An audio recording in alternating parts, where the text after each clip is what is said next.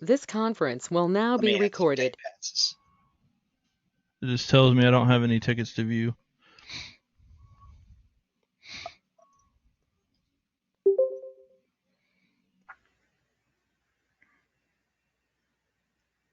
Oh, I see.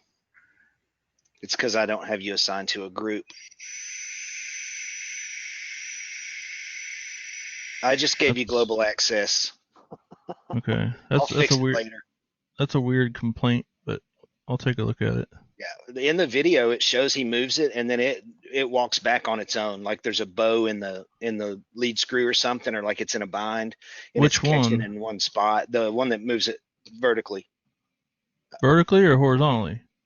Well, the one that this way, That's this way. horizontal. Well, technically moving that That's way would be horizontal, wouldn't it? no, that'd be vertical. Up and down is vertical. Side to side is horizontal. Horizontal. Yeah, horizontal. I already hit record, didn't I? Yeah. Oh well. It's a good start to the conversation. Yeah. You need something to drink, Brian. No, that's what made me that way. I Oh, don't I don't have any open tickets in my queue. They're all zero. Well, I don't think I sent him to you yet, and I took that group out because I didn't want you getting an email every time a Rotary question came in, which they don't really. Oh, Uh, okay, I refreshed it and it came up. yeah, there should be a video attached in there somewhere. Okay. I'll look for it. That was just kind of strange. I thought I'd get your input since you built it. You probably know what it's doing. Maybe. All right, see ya. Um, let's see if you just had enough to drink, then you'd understand horizontal, because that's where you Right? end up. I don't get left and right backwards very often, though. Just remember left and right is horizontal. Gotcha. I'll try to remember that. All right. I'll put it in my post-it notes, in my sticky notes here. So, how's everybody doing? I see. Oh, good. We got more people on here today. So, seriously, if you guys have a question, just jump in there and do it. And then I just ask, keep your mic muted when you're not collaborating, just so we can cut down on background noise. But welcome everyone. So, someone take off and say something, so I don't have to. Okay, since I've already been mouthy, lacquer or don't lacquer before cutting and engraving? Depends. And do you let it If off gas before you do it? typically if I do something, it's gonna be a finished piece, especially on like a pine or a softer wood. I usually lacquer it first because if you don't, the soot that comes off of the pine or the softer wood tends to stain the outer areas, to which most of the time you can sand it away, but sometimes it gets in there deep and you can't get it out, so it leaves a blurry edge around it. So typically I'll seal it before, let it cure for 24 hours or whatever, and then I'll hit it with the laser. And that way, when you're done, you just take some mineral spirits or something and then wipe the residue right off the surface of it. And then if you need to, you can do a final coat over it after everything's done and seal everything up all at one shot. Yeah, Especially if you're my going to paint fill or something, you could Yeah. leave. Of course, in that instance, you'd probably want a mask, but after you engrave it, I always usually shoot that with some lacquer or Yeah. something, so that the pigment won't bleed into the wood, depending on what you're using. yes, Mainly softwood you'll have problems with bleeding and things like that. Harder woods typically you don't, but it's always a good practice to, especially like you said, if you're going to backfill with paint, to mask it or to seal it, mask it, and then spray or seal over it, then fill it, and then pull your tape off. And then if you need to, you can do a light surface sanding to smooth everything out, and then do a final lacquer or urethane over the top of it to seal everything in. yeah, because generally I run conversion varnishes. Mm. My concern has been off gassing and asking for a big boom. It, So that's why I didn't know if I should back off of going to lacquer, since the off gassing doesn't seem to be as bad with I've used a lacquers. little bit of everything: lacquers, polys, oil based, water based. I mean, that once it's sealed and hardened, I mean, you would have to something would have to seriously go wrong, I think, to ignite that after it's been hardened, because once it's hardened and dried, it's basically off gassed at that point, to where there's not going to be enough VOCs to ignite even with the laser. I mean, Yeah, and your exhaust if fan you will take varnish, care of that too. yeah, the exhaust help pull it away, the air blowing on it. I mean, there's so many things that are interacting that would help draw any vapors away, the air coming out of the nozzle is the pressure enough to where if it did catch fire of some degree, it should blow it out. You know. Yeah. Yeah, there And should. the chances of having an actual fuel air explosion to have the ratios just right are Yeah. infinitesimal. Yep. So, Yeah. yeah. Yeah, it's with my paint booth. I have to be careful, anyways. But conversion varnish is hell. They off gas for 3 or 4 days. I mean, commercial grade. It's nasty shit. And Yeah. that's Yeah. why I was wondering, excuse the language, but I was wondering if I should just back off and just go lacquers because I know that they off gas a whole lot faster. Just push your laser out in the driveway and try one. I mean, That'd the best case is do a small sample piece and then let it sit for however long it takes to cure, test it and see. But I mean, I don't know if I've used what you use, probably not, but I've used everything on the the available market for the common, yeah, person walking in. mine's not common yet. I even have to have sign off on getting because it's my VOCs are in the dangerous Is it levels. is it like a MEK based or It's solvent based, or what is it? Yeah, it's 2-part conversion varnish, Okay. and it's like commercial grade. It's ML Campbell's who the maker of it is. So Do that's you the have stuff that hardens almost like a rock when it's fully cured. Yeah, Yeah. it's durable as hell.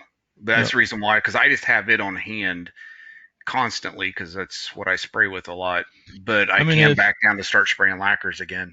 if yeah. worst case, you can use a compatible poly or lacquer as a base coat, do your engraving, and then do your final coat in the varnish that you're using. That way, you eliminate that as a possibility. But I would do a test on it. I seriously doubt once it's hardened and cured. Like Brian said, I don't think the possibilities of igniting it are even in the realm of It, possibility. yeah, but just in case, it'd be a good idea to reference the MSDS on it. Look through the data sheets and see what you find. Even if you want to send them to us, we'll look at them and see if we can discern anything from them. Yeah. Probably just safer if probably overall actually cheaper if I would just shoot lacquers instead of the conversion. It's just I have it on hand constantly. Is there an SKU or a trade name or something for that stuff? I'm looking at one called Magnamax right now. It's Magnamax, pre-catalyzed. that's pre-cat. That's the lacquers. And then your Yeah. conversion varnish is Clearvar. Yeah, it's almost like an epoxy. It's like a two part mixture, right? Yeah, you Yeah. can get 2 parts of pre-cat or post-cat on any of them, but Okay. this stuff here, I'll put it this way, I can spray lacquers all day long without a respirator. Yeah, no, it's bad. Yeah. The conversion varnish, I last about a minute and a half. And that stuff is that's the reason probably should just back off and go to lacquers. It'll be cheaper in the long run, unless you're doing something really high end. But like I said, if a varnish or a lacquer is compatible to where you can overlay it and it not cause it to fester or anything, then you could use that as a final seal or a final finish coat over once you've already engraved. I just put a link to a sheet that I think is what the product is you're talking about in the chat. If you want to give it a look and see if that looks like it. Sorry to get so technical, but I figured I would just bring up something different for a change. Yeah, I like technical. Yeah, it's Clearvar. Okay, I'll look through this a little better and see after the thing when I get a second. We'll Just test it out and have a fire extinguisher ready. Yeah. Yeah, the Yes, exhaust along, fan. I was going to say along the lines there, though, Jim, outside of we'll say the safety or some of the benefits of it, right? Some of the effects can look a little bit different. I know when I've done some slate, spraying it with like a spray-on polyurethane or coating first prior to engraving it versus doing it afterwards, you get a different look. Yeah, and I'm probably overcomplicating it just because of what I normally do as a business, or overthinking it. It's just, I mean, the amount of air I have to evac just to run the ClearVar. It's my exhaust fan. If I will put it this way, if I seal up my shop and I turn my exhaust fan on, you can't open a door in my shop because I pull so much negative pressure because that's what I have to have to move the air out.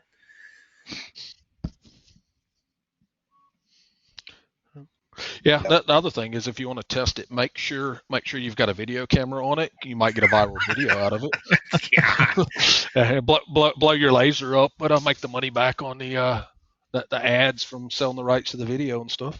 My laser, my shop, the whole ass into my house. Yeah. We had a client one time open up a copier and it had a hard 110 volt AC safety switch for the high voltage stuff on the front door. And she'd open up the door and spray that canned air in there, and it had a flammable vehicle in it. And she slammed the door closed, and when the power came back on, it blew the platen glass out of it. Nice. That's not funny, but it is funny. Yeah, that cost him about $700. We glass. The finish shop that I used to run, we used to have so much waste product, and the owner and I was really good friends. I ran his shop, and I took two 5-gallon buckets home one night, and it was all the disposed ClearVar and varnish and the strippers and cleaners and everything. We had a bonfire going, so I decided to throw 5 gallons of that on there at one time. I do have that on video. That probably was Nice. something. No, it was epic. There was 2 of us that got lost inside the fire. Wow. And then everybody was running. Running for PPE. The dumb stuff we do. Yeah. But yeah. April, do you have any questions or anybody else? I see Chris is on here. And I do have questions. Okay. Well, let's answer some questions. Okay. All right. So, I'm a newbie, so some of these sound like, I can't believe she's asking this. I literally do not know. So that's okay. We'll just laugh at you. It's okay. You can laugh at me. I'm fine with that. So my laser should be here this week. I have the electrician. My husband's working on that, and the our friend is an AC guy who's going to run the vent up through my house. Through my attic and up through my roof. How? I want to do like some testing. What's the most? Because I know the wood prices are so expensive, but I have a lot of plywood and such, but it's stuff that I use for like backdrops and things when I build for people. So I don't know if that's really good to practice on. I did find a place here in Houston that I can get Baltic birch from pretty reasonable. So I was thinking about buying some of that to test on. But what's the best, if I just want to do some testing and try to figure it out, what's the best, wood to use? Well, that Baltic ply is awfully popular. The fewer the layers, the better. Yeah, I was going to say Baltic birch is great. Baltic birch is great on the thin stuff, so like 1/8 inch, 1/4 inch. Once you get any bigger than that, plies and the glue layers start to create more problems than say like some of your home store stuff from Home Depot or Lowe's that's less layers. And I can go cut through 3/4 inch. I've got a 51-130. I can cut through 3/4 inch, birch plywood from Home Depot, no problem. Trying to cut through 3/4 inch Baltic birch. Some sections you'll run 4 or 5 passes at the same settings and you just can't get through it because it's so much glue in there, and you get sections of that glue that's really hard. So on smaller stuff, the Baltic birch is really good because it's a lot more stable. Right, you don't get as much warping and bending. It's better quality. Your edges tend to look a lot nicer and less voids. Okay. My only thoughts and concerns coming from an HVAC side of venting out your roof. Or did you say Texas? Houston. Yeah. Oh, then I'll shut my mouth. My only concerns is snow loads and what type of vent you'd be running out of your house to block during snow loads. Yeah. But in Houston, you don't worry about that. I got to figure out the best way to hide it. I live in a neighborhood, and I want to go. I'm in a 1-story, but I have a huge, like our attic could literally be like a second story. It's so big. So I want to try to go as high up as I can, just so I don't bother my neighbors with any weird smells or anything like that. So that's why. It would just making sure you have a tall stack that is closable versus having. But you're in not a snow load area, so it's not something you'd have to concern with. No. You just want a backflow damper is really what you want. Okay. So that way when it's not running, your outside air is not rushing into your work area. Okay. Or a gate valve. That's like a slider gate valve or something that you can close when you're done using it. Yeah, because the humidity, if you've got your laser inside air conditioned, that pressure or the backflow through there will create condensation. Okay. It's actually, that's my other question. It's actually going to be in my garage. Is that going to be okay in Texas? Is it going to be opened or closed off? Well, it'll be closed obviously when I'm out there or when I plan to work or anything like that. But it's obviously we open it sometimes, but it's not like a closed in area. It's like a real like a regular garage. You just want to be cautious, like Jeremy was talking about with condensation. If you keep it cool in there and then you open the door and all that heat rushes in, you can cause condensation on the lenses, lasers, electrical components and whatnot. My shop that I have, aside from this one here, I run a dehumidifier in there 24/7, because I'm in Florida and we got a lot of humidity, and to help cut down on any issues, corrosion or damage otherwise, I run that all the time in there, whether I'm in there or not, just to help prevent it. But yeah, you just want to be cautious with the extreme temperature changes. The other thing I would consider too is if you're going vertical with it, is basically starting where you tie in to go into your stack. I would make sure there's a T there. One, it would help with dripping coming down, and two, it'd be easier access for you to have a clean out of your stack. Okay. But you got to watch out for that too, because you'll cause back pressure in the system in that area. So you probably, the idea is good. I would instead use a I don't know what they call them, but it's kind of like a swooping. A Y. It's a straight Y. Kind of like a Y, where it goes up and then your clean out would be down here at the bottom, so you can take the cap off, drain any condensation or whatever that might be in there. That way you're not disrupting the flow going out by going into like a straight T and then having it go up. It just kind of flow right out. Okay. It's almost more like a straight Y, I think is what they call it. Yeah. Okay. I'm gonna let my AC guy and electrician listen to this next week when they come. I'm be like, I don't know what they're talking about, but some of it's overthinking a little bit as far as that, or over engineering in some cases, but in unknown circumstances such as your own, it better to err on the side of caution. Yeah. Than not, and then you have to worry about trying to retrofit something later. Yeah, my husband has no idea what we're in for. He's seen pictures of it, but my fire extinguisher came today, and he's like, "Why do you need that?" And I was like, "Well, it's a laser." And he was like, "Wait, is it gonna catch a fire?" Like, we literally just built our house. Our house is brand new. He's like, "Do we have to worry about that?" I'm like, "Well, no, but we're gonna be safe." Since you say you keep it in the garage, I would definitely make sure that you don't keep gas cans or anything like that. They can off gas. A shed for all that stuff. Okay, yeah. Just make sure you don't have anything that's going to off gas that could potentially cause a kaboom. I run mine in my garage, and it's unconditioned most of the time, and just don't let it freeze. I know that doesn't happen very often either, but yeah. Well, I heard Jeremy chime in a minute ago, and yeah, that let my tongue go pretty hot and heavy, but. Yeah, I was going to say this year and in 2017, right? Houston had a good bit of snow. I was I actually lived in Houston then, and I was working in Philadelphia, Pennsylvania, and my wife and family back at home playing in the snow, and we didn't have any snow in Pennsylvania, and they had it in Houston. It's a bit odd. Yeah, it's pretty strange what happens here with that snow when we get it.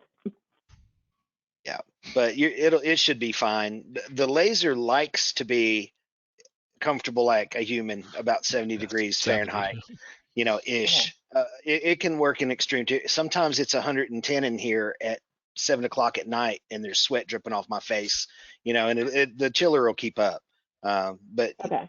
I think you don't want it to freeze. If it freezes, you got big problems. As far as it handling higher temperatures, you're usually pretty good on that before you start hitting that dew point where you start getting a whole lot. We've had a few cases of condensation, but it's not prominent, So as long as you kind of keep an eye on stuff, it should be okay. Okay. And then my other question is, and I don't want to bug Gran and Rebecca because I know I bug them all the time with emails and questions, but so like the camera and like I got the rotary, it came already, but like the camera and then the extra lenses, when will those normally come? And will those be separate than the shipment? So yeah, the way that works is our lasers come direct from China and hit LA, then they go to the people. Our equipment like that, like for instance, the cameras, they come out of Quitman, Texas, and they're totally separate. They don't come as a kit, So what that means is you could get it at any time. So we put in the order, or I think they put in the order to Rotoboss, and then they make your rotary for you, drop ship it to you when it's done. As far as the rotary goes, so they all kind of come from different places. The cameras, we've been a little bit short on them, and we're trying to fulfill some back orders and try to build our stock up because of the chip famine. We had some trouble. Lightburn had trouble finding cameras, and we found them now, and we're getting those kits in and getting them, dispatched as quickly as we can. So. Yeah, but the one thing that seems to be constant is Jason always gets you the rotary first. That does seem to be it. They have plenty of time to sit there and look at it until the laser comes. So, well, cool. Hey, Glenn, how's it going, man? You good? Yeah, everything's good. How about you? Everybody good over here? I got here late. Yeah, never better. I got right in the middle of that technical talk, so. Oh, gotcha. It didn't put you to sleep, did it? No, it was just I didn't know where y'all were at, but that's okay. I'll watch it later. Yeah. So cool. Well, like I said, if anybody has anything, feel free to jump in. I got a question, if you can. Sure, absolutely. I have a Nova 35100 coming any day. I've gotten the email. I know it's in the U.S., so anxiously awaiting the last week or so here.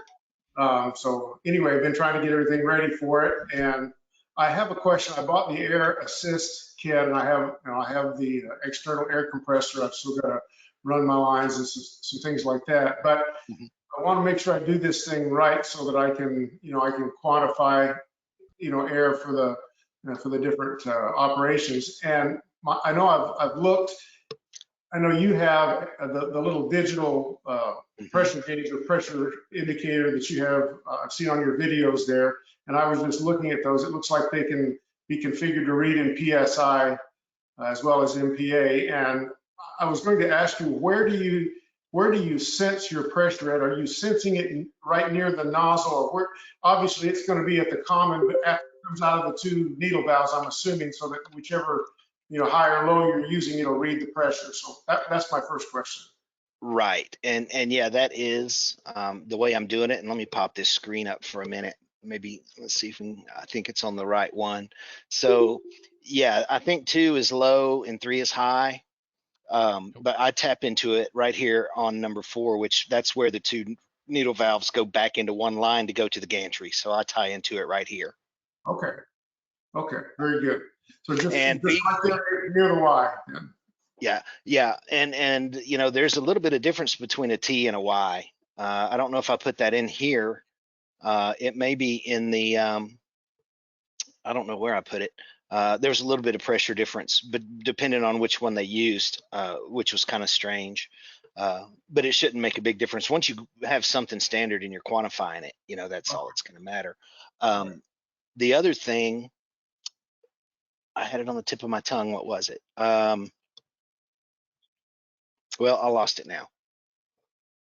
So basically, right there below that Y, in the common line, we would just put another Y. Is that correct? Right. And then, and then just run it up to my gauge, to my pressure meter. What I was going to tell you, I've been doing some research, and all of the ones on Amazon that I've found, I think are vacuum, not pressure.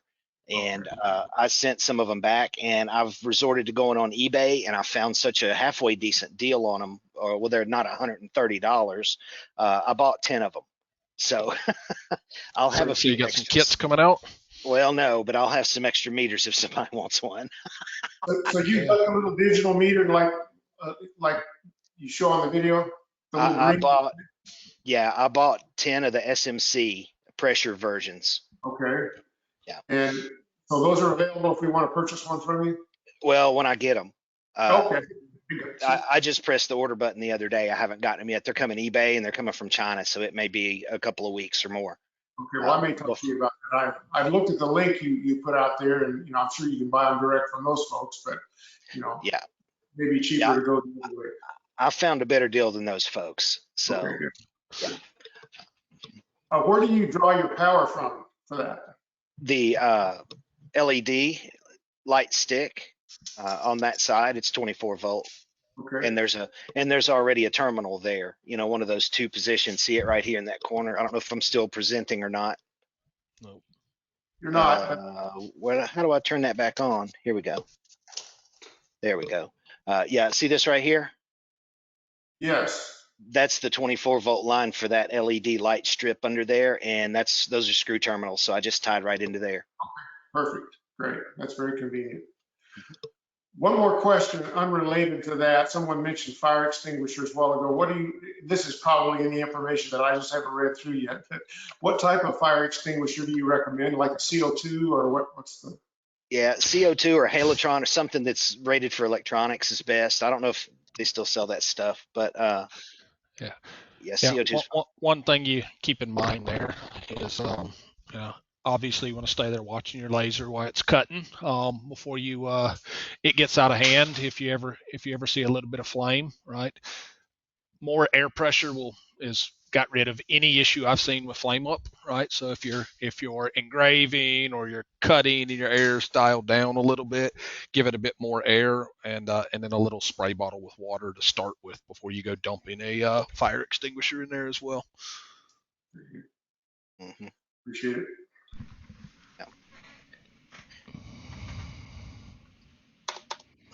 Okay, but CO2 is I guess the most common. I think they're not quite as expensive as the other things. Oh, and there's also another. No one's tried it, or no one has reported back that it's been functional. But let me pull up this article on fire. There's more than one that are like this. This is the most reasonable. Let's see if I can find it real quick. Yeah, and it's I think I'm showing now. This is an article about a fire that they had. They did not have a flame sensor on this one, so it burned unattended for, I don't know, 6, 7, 8 minutes before anybody realized it, even though they were like right over here in this area because the glass contained it. If we had acrylic covers, they would know it a lot quicker, but it would have probably sustained a lot more damage. But this is the stuff. It's blaze cut, and I've got a link to it. And I think we probably talked about that before. But I know at least one person has one of these in their Nova 24. And it'll actually extinguish the fire pretty quickly, and it's electronic rated, so it's a pretty neat little system. I haven't got to see it work on a laser yet, but and then there's some of the damage that was sustained, but it's back up and running. We had them up and running in a week and a half, so yeah, that's some pretty crazy stuff. And I'll put that link in there just in case you want to check that out. Blaze cut. Appreciate that. That's good. Sure. Absolutely. So any thoughts on how long it takes? I checked this morning, and my unit is in Dallas. I think it's coming via T-Force, I guess, company that bought out UPS. So I haven't heard from them in almost a week now, so I thought I'd give them another day and give them a call, maybe check on it. Yeah, it wouldn't hurt. I wish I had a better solution for logistics. I wish there was a company that would white glove stuff kind of like we do that we could use that would be to our level. But unfortunately, we've got to deal with the same people everybody else does. But yeah, I'm not. To be real honest with you, since the sales team took all of the logistics stuff over, I'm pretty happy about that. I don't have to think about it. So. Gotta give them something to do. Yeah, oh, they do plenty, I'm sure. So. Yeah, they ain't been sending out hats and shirts from what I've seen though. Yeah, I guess. Diane, I didn't stir that up. What's that? I said I didn't stir the hat deal up. Last time she left after we mentioned it, but I'm not saying anything today. Yeah. I think it's when someone mentioned the Buffalo Bills hat, though, wasn't it? I got a little information for April. If she has a Piedmont Plastics close to her, or give them a call, they'll give her some.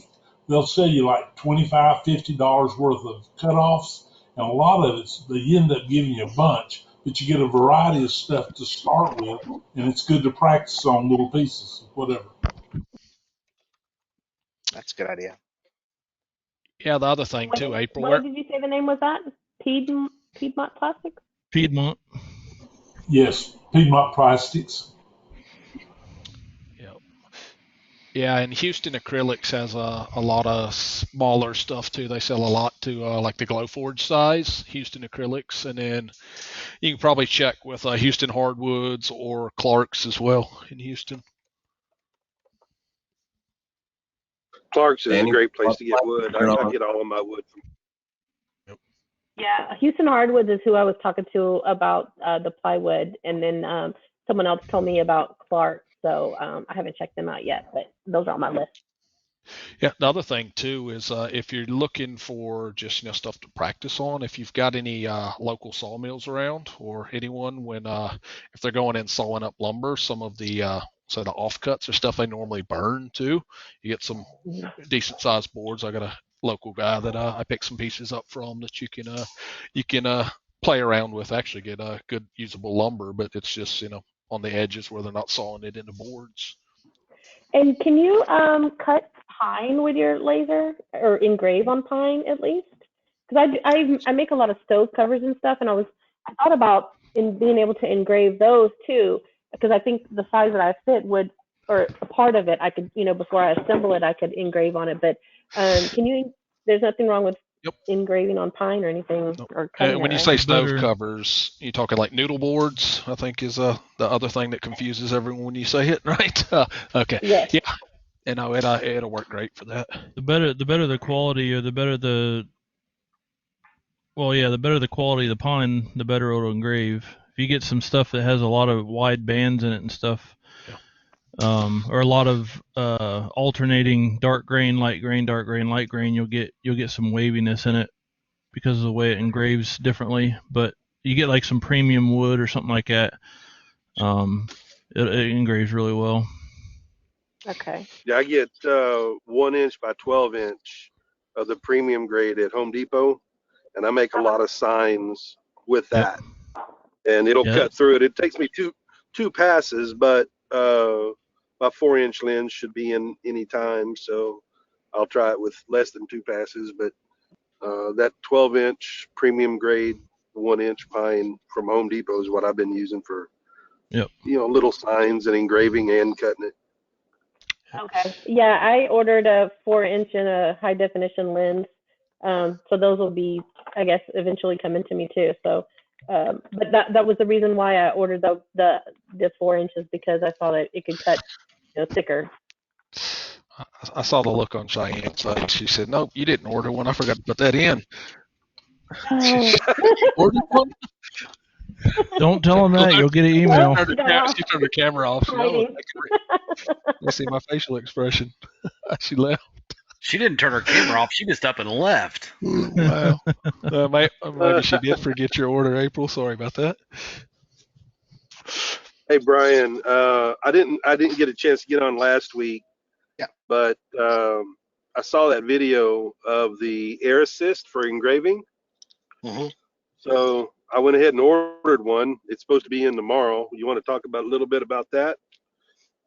Yeah, I did some preliminary testing. I hadn't smashed the end yet. I wanted to try it both ways. I did some anodized flasks with it, and honestly, just out of the box, it didn't. I mean, it was okay. It did fine. I didn't have any residue left over on there or anything, but I didn't see any real difference, at least on the anodized. But I need to practice. I need to try some on some acrylic and on some birch or something like that. So that I can Woods test where some you're really different going to see the substrates. difference on that. Yeah. Like And I even with think the that one, is when it will make a big difference is on the organics and on the wood and stuff. yeah, even like the one I have, it works best on wood. It works on acrylic too, but But I have seen that my lens has not been getting dirty, so that cross draft across that 2-inch orifice on the nozzle seems to keep all the smoke and contaminants away from the lens from getting up in the nozzle. So even without crimping the end of the tip on that thing, it appears to be doing what I wanted it to do in that respect already. So I got mine today, and I hope to put it on a piece of dual color plastic and see how that works.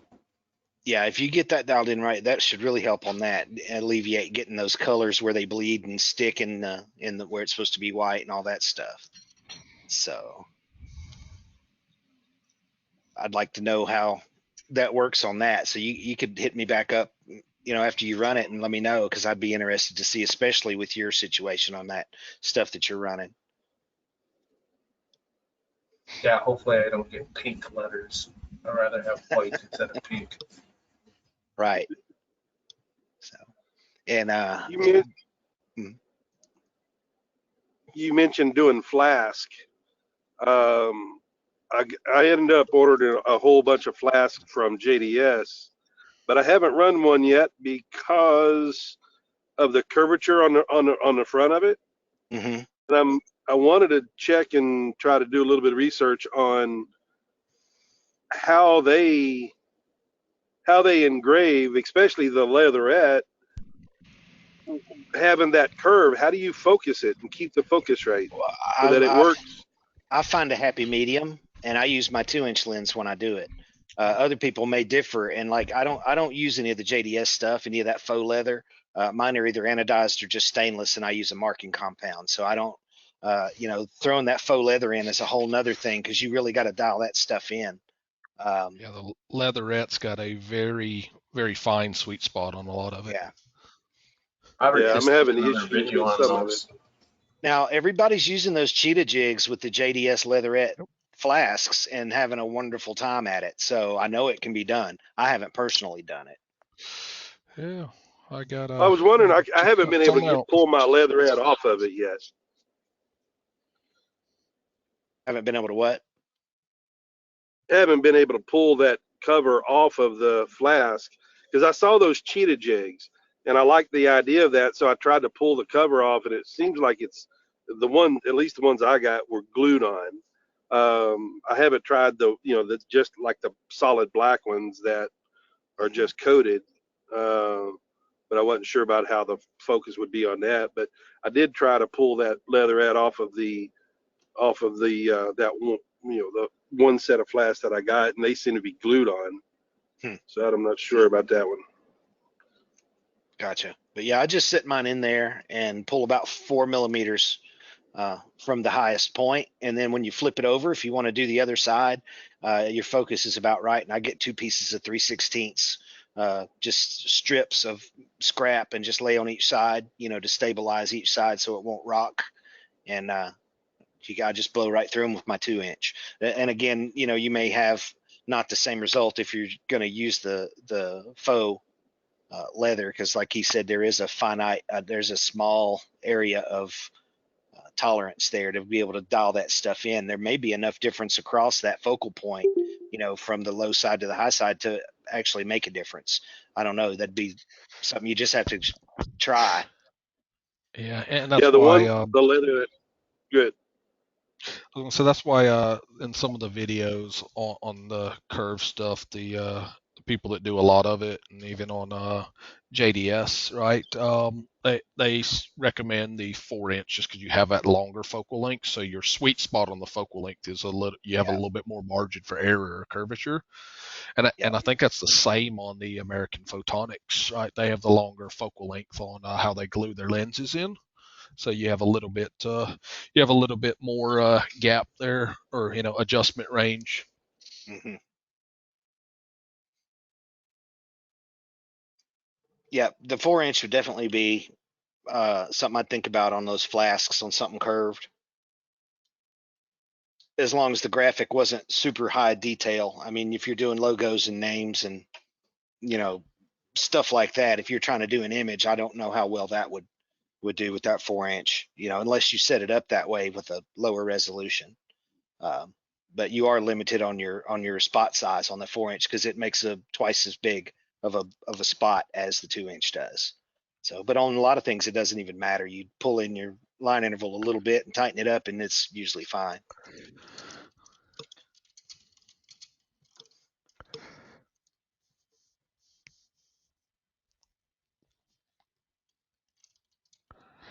Well, cool. Let's see if anybody else has anything. Just out of a dumb question, just because of listening to everybody from Texas and stuff, has anybody ever ran like a logistics on per state of how many lasers there are per state? No, I don't know if I'm sure we could tabulate that information.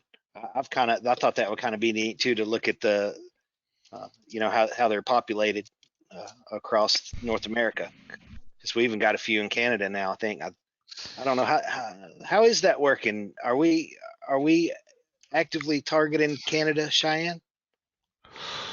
Huh?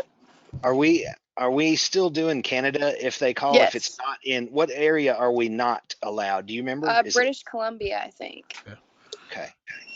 Yeah. They have a Thunder dealer up there. Mm-hmm. Yeah, and we can't get into their territories, but we have everything else around it, I think, is the way that goes. Yeah. Yeah. We have some from Ontario, I think. Yeah. Well, I think Tennessee's got the monopoly on tech support, right? Yeah, I think so. I haven't done too many on-site things. Haven't had to. Memphis a couple of times and Alabama a couple of times. So I think that's pretty much about it. So Clarksville once. So. But yeah, I'm still surprised at how good we can handle things remotely, because I honestly, coming into this thing, I was really skeptical on how that would work. So it's been a pleasant surprise. The machines are so good. My service burden is not horrible. And the tools they've developed, the diagnostics over the years to help remotely is pretty cool. So I was pleasantly surprised. Yeah, the definitely screen sharing and remote capabilities have helped a lot, right? Yeah. Mm-hmm. Phone conversations are tough to troubleshoot things. They are, and I don't mind talking, but the other thing is, and I get that a lot, is, can you just call me, please? And I was like, yeah, I can, but everything I say to you is going to be what's in a link I could send you in a couple of minutes, and it's hard if I'm on scheduled things, to talk, since I'm usually on with someone else, but I can answer 3 or 4 questions at the same time in the ticket system. So it's really been fun. I'm glad that's in place. So, and it seems to be handling everything well. Hey, Brian? Yeah. Just got the call from the freight company while we were on here. Awesome. Going to deliver Monday, so I'm excited. Awesome. That's good news. I know you're, let the pacing begin. That's it. They didn't tell you needed a forklift, even though they've got the lift gate, did they? Well, no, she told me that they would lower it down on the lift gate, that he'd have a pallet jack to get it off the truck, off the lift gate. And I've got a guy lined up for with a tractor with forks on the front to bring it on into my lower garage here. So yeah. Gotcha. There you go. Good. Yeah. Awesome. And is yours one of the ones that was affected by the plug? Actually, it was. The email indicated that. So, you know what? I was looking at that, the plug that I'm actually installing my power circuit right now, and I've got the plug that's got one side that's got a vertical and a horizontal. I don't know if that plug will fit. If it will, then I want it to do Well, I 20 doubt amp, it will. 20 amp circuits are that way. That's right. Well, 20 amp plug. Before we start up talking about this, let me have the floor for a second, because we had a big old shitstorm about this before. So both of those plugs that we show are 20 amp plugs, except one of them is a 250 volt and one of them is 110 or 120, whatever.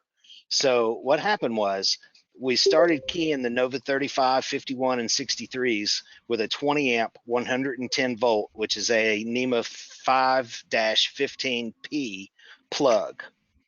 We sent the wrong ones. They sent us 620Ps, which is this one.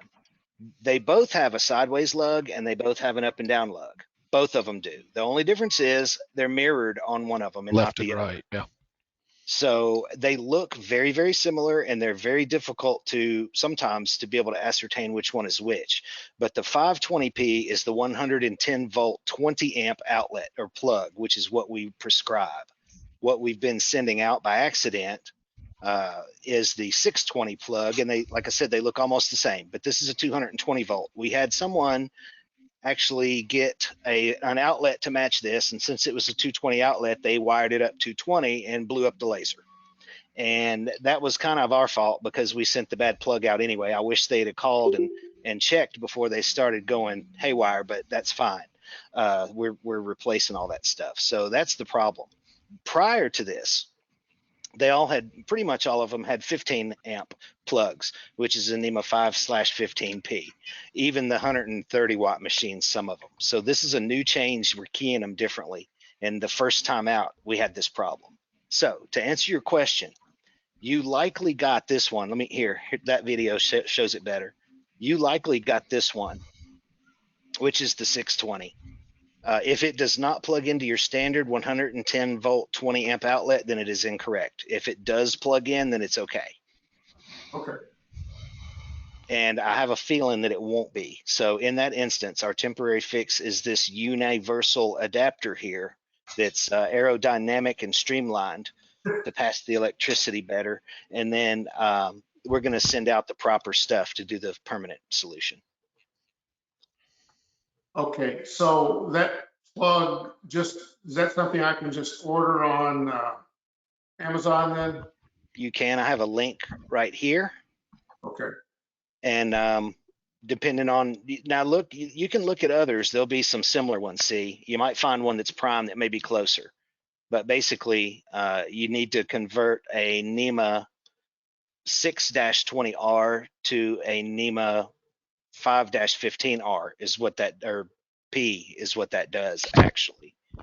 Isn't that right, Jeremy? I think that's right. I had my horizontal and vertical backwards. I don't want to get this backwards. Well, the good news is that covers all options. You got Yeah. vertical on both sides, horizontal on both sides. You get the slanted ones in there in the middle too. You'll be good. Yeah, yeah. Get the ground one passing current as well. Right. But and while you're talking about electrical, I got the adapter. I got the email about getting the additional, I guess, the fix to come. So when my electrician comes, what should, because I sent him basically some of the tech pages from you guys, so I'm sure he already knows it, but I just want to make sure I know what he's going to be putting in. So should he be putting in, a dedicated outlet for the laser, and then also should I do a separate outlet for the chiller and the exhaust, or should I?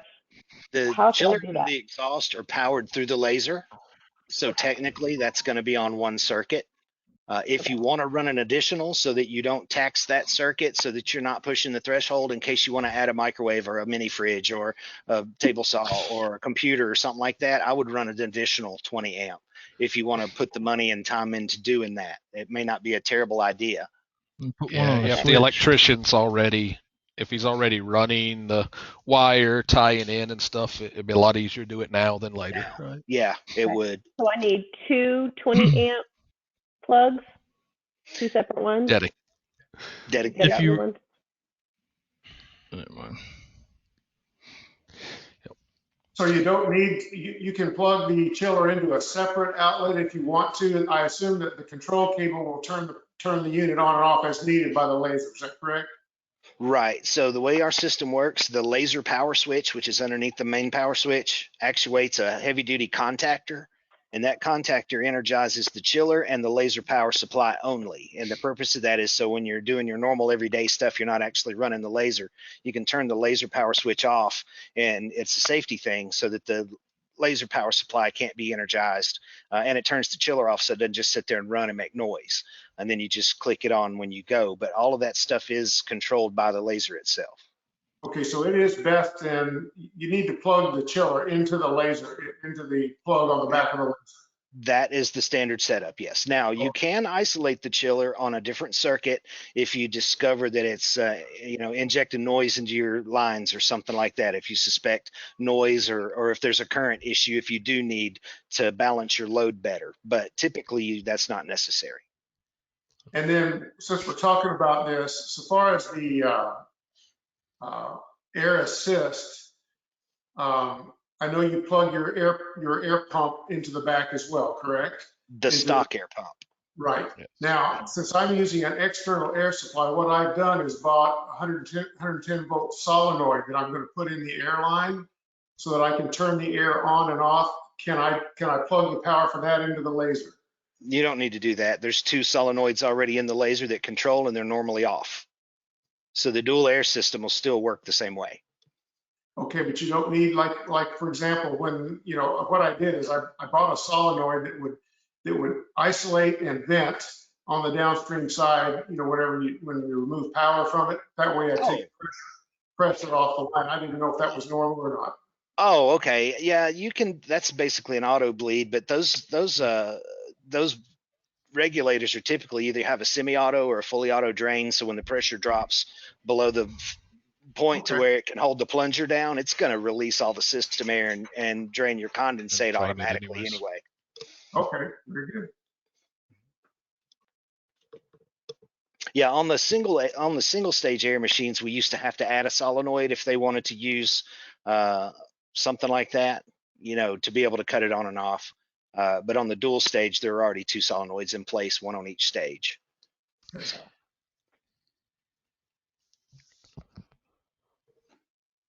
And wow, that was a pretty good session. We covered a bunch of good stuff. Yeah. April, on yours, what unit do you have? The 35100. Okay. And are you putting external air on it as well? I wasn't going to yet, but it's something I was considering. I'm just not that technical with it yet, so I was gonna make sure I learn what I have first before I try to improve upon it. Man, sounds like you've been listening to those Thunder folks. Run the equipment we sell you before you upgrade it and call us with problems, right? That's the service side. The sales side may have a little bit different take. Yeah, but that being said, right, if you do put an external compressor after the fact, make sure that is on your separate outlet. That way, when your compressor kicks on and off, you don't see that that inrush of current affect your power going into your laser. Right? You get a slight voltage dip or noise on it. So. And it plays heck on serial communications also. So. April, awesome. I'm also in Houston. I'm up in Spring. I'm in Humble. You're right around the corner from me. Oh, and y'all up there by Awesome in Atascocita. Yeah, I know exactly where Humble is. I used to live there. I lived there for several years. I used to live in Spring. We moved from Spring to Humble. Well, I mean, I moved from Cypress to Mississippi. Okay. So if you have any questions or problems local, let me know. My grandkids live in Kingwood, so I go over there and see them, and I could help you out local if you need. Okay, I appreciate that. Thank you. Yeah, and Awesome's in the area, and he's got like a 14-year-old Nova 24 that doesn't have any of the features that you do. Still running. I finally got a call the other day on a Mars 90, and I haven't. I mean, that thing is probably 14 years old, 15. Finally needing a power supply in a tube. Sounds like a tank. I think isn't Awesome in the Humble too? He's near there. Yeah. I was thinking he was an Humble too. But yeah, they are tanks. That was the right word. Yeah. Spoken like someone in sales. Hey, I don't care if you buy it or not. Every time somebody buys a machine, that's a possibility of an increased service burden. Yeah. That's why I said I was fortunate to have machines that perform so well, so that I don't have all those troubles. Oh, you're not on a commission model. How many service tickets you go through? No, not a bit. So some of the tickets take 3 months, and some of them take 10 minutes. So I don't sometimes quantify performance just by the number of tickets that are closed. There's a whole lot more variables that we look at in there as far as the support side goes. But everybody just needs to putting in felonious tickets just to give Brian something to do. Yeah, I know how to shut the email server down. Of course, I wouldn't do that. Yeah. So do I. Let me play around on your web development. Yeah. Shut the email server down multiple times. There's a big, huge spam button on our ticket system, so I can just hit a button, it spams it and blocks the user. So we can put a stop to that pretty quick if we get some denial of service attacks or something. Well, speaking of spamming in your email system, you about ready to spam that fiber laser list yet? I'm so ready to spam it. I already have the letter in draft. I just don't know what else to put in there. Yeah. So I'm very, very ready. I think I'll send out an official inquisition and see if I get a response, see what happens. But it's pretty close. I think this plug thing kind of shook everybody, so they're recovering from that. I forgot what container there's supposed to be at least one of those on. I think it was 74, maybe 75. I'll have to look back again. But yeah, I'm pacing on that.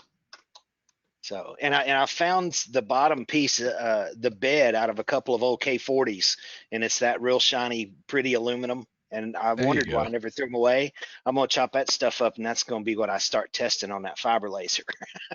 Be some practice parts. So. I mean, you're not gonna throw your AR in there first? No. Handmade 1911s. Yeah. I think I'm gonna pass on stuff like that. Yeah, I had a buddy that has a Kimber. He wanted me to do some stuff on. I'm like, nah, I'm not into making stuff. I'll fix your laser, but yeah. That being said, so Jason, I believe you've got a fiber. Does yours run EasyCAD too as well? Yeah, pretty much all of them do, I think, for the most part. Yeah. Unfortunately, there's not a better program. Exactly. Yeah. Wasn't sure if you'd run across any good sources of information in what you've done. I'm scouring YouTube, and man, it's not really. It's one tough. It's one of those untouched things for so long. I mean, it's really all you have. You have EasyCAD, you got LaserCAD, and there's another one I can't think of at the top of my head. Devin's been putting out EasyCAD 3 with his now, I think. Is it better? I haven't used it. It's newer. It's polished version of the same thing, right? I mean, it's like if RDWorks is better in one version from another. Well, yeah, and it's just I don't know. There's a solution for RDWorks. There's a replacement. There's not for one. Maybe one of these days. I know Jason's got a... Well, the cost, the from what I understand, the cost and the coding and stuff that would go into it to make Lightburn capable has been quite an obstacle. Yeah. But it's being worked on, from what I understand. Whether or not it'll come to. Ruida's working on a Galvo control system too. Yeah, I heard that too, which will be good. I don't see personally what the difference is, because the motions are the same, but just different means. One you're bouncing some mirrors around, the other one you're bouncing some servos around or some stepper motors around. So yeah. But obviously there's some hurdle there that. Yeah, there's some difference. I don't know what they are. It's been hard to overcome. But Brian's headaches are going to start when Windows 11 comes out.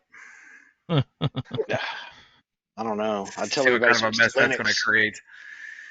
Just switch to Linux. You don't have to worry about any of that mess anymore. Yeah, got to Unix. Right. AS400.